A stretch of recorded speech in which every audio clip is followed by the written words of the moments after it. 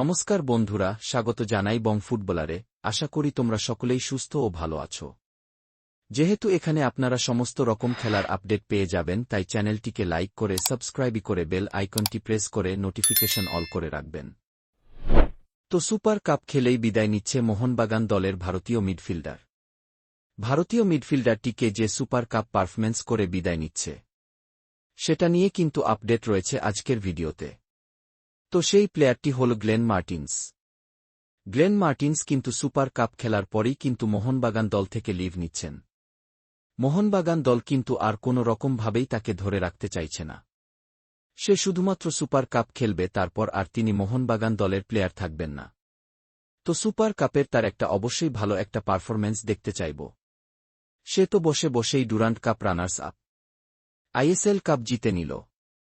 Reserve বেঞ্চে বসে বসেই জিতে গেল, কোনো রকম ম্যাচে নামতে হয়নি।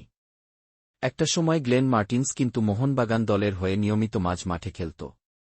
তারপরের দিকে গ্লেন মার্টিন্সের পারফরম্যান্স এতটাই খারাপ হয়ে যায় যে তার দিকে কোনো দলের নজর পড়ে না এবং সে মোহনবাগান দলের হয়ে থেকে যায়। হয়তো নতুন কোন দলে গিয়ে গ্লেন মার্টিন্স ভালো পারফরম্যান্স করবে। অর্থাৎ মোহনবাগান দল বিদায় জানাচ্ছে গ্লেন মার্টিন্সকে, তার সাথে কোনো রকম চুক্তি বাড়াতে চাইছে না।